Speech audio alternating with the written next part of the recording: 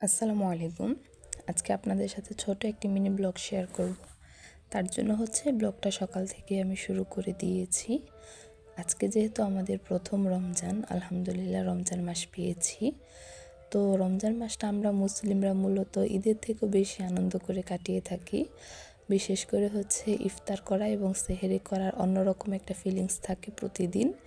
তো যাই হোক, ভিডিওতে চলে আসি। প্রথমে ঘুম থেকে ওঠার পর সাফা মারোয়াকে ফ্রেশ করে দিয়েছি। দেন ঘর দুয়ার গোছাতে আমি লেগে গিয়েছিলাম। প্রথমে আমি আমার বেডটাকে গুছিয়ে নিচ্ছি। আমার কাছে মনে হয় ঘরটা গোছানো থাকলে বা পরিপাটি থাকলে নিজের মনের ভিতরে একটা শান্তি অনুভব হয়। তো আমি সবসময় চেষ্টা করি ঘরটাকে একটু গুছিয়ে রাখার জন্য। সাফা মারার জন্য তেমন একটা গোছাতে পারি না, তারা বারবার অগোছানো করে ফেলে। তবে আমি যতটুকু পারি চেষ্টা করি গুছিয়ে রাখার জন্য। এবং ওদের বাবা অগোছানো ঘরদুয়ার একদম পছন্দ করে না বা বিরক্ত হয়ে যায় সে। তো ঘরদুয়ার গোছানোর পর সাফা মারোয়াকে নাস্তা করিয়েছি।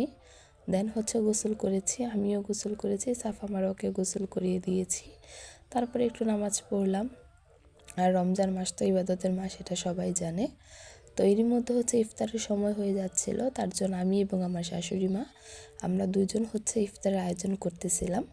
ম্যাক্সিমাম রান্নাগুলো আমার শাশুড়ি মাই করেছে, আমি জাস্ট তাকে একটু হেল্প করেছি। যেমন তাকে একটু কাটা বাছা করতে সাহায্য করেছি। তো এখানে পেঁয়াজের জন্য সব কিছু রেডি করা হচ্ছিল। সাথে ছিল বেগুনি এবং আলুর চপ এবং ছোলা বুট ছিল। ম্যাক্সিমাম এই কয়েকটা রান্নাই করা হয়েছিল, এক্সট্রা আর কোনো কিছু আজকে আয়োজন করা হবে না। কজ মারোয়ার শরীরটা একটু খারাপ, সে অনেক জ্বালাতন করতেছিল। তবু আলহামদুলিল্লাহ কাজ করতে পেরেছি, এটাই অনেক। যাদের বাসায় বাচ্চা আছে তারা তো বুঝে যে বাচ্চারা অসুস্থ হলে মায়েদের কেমন লাগে। মারাও গতকালকে রাত্রে বমি করেছিল। তো সকালে ঘুম থেকে ওঠার পর মনে হয় শরীরটা ভালো লাগতেছিল না, তার জন্য একটু জ্বালাতন করতেছিল। তার জন্য আর তেমন কোনো কিছুর আয়োজন করা হয় নাই। তো আমি কিন্তু ভিডিওটা যতটুকু পেরেছি আপনাদের সাথে শেয়ার করতেছি। যেহেতু মারোয়া অসুস্থ, আমি পুরো ভিডিও ক্লিপ বা রাত পর্যন্ত ভিডিও ক্লিপ নেওয়া সম্ভব হয় নাই আমার জন্য। ইফতারের সময় মারোয়া বমি করে ফেলেছিল, তারপর রাত্রে তাকে ডাক্তার দেখানো হয়েছিল, ওষুধ দেওয়া আলহামদুলিল্লাহ এখন একটু সুস্থ আছে। তার কারণে ভিডিও আপলোড করতে আমার লেট হয়ে গিয়েছে। তো যাই হোক, আবার ভিডিওতে ফিরে আসি। দেখতেই পেলেন আমরা কিন্তু ভাজাভাজির কাজকর্ম প্রায় শেষ করে ফেলেছি। এগুলো বেসিক রান্না, আপনারা সবাই পারেন, আলুর চপ, বেগুন এবং ছোলা বুট। তার জন্য এগুলো ডিটেলস আর এখানে আমি শেয়ার করলাম না।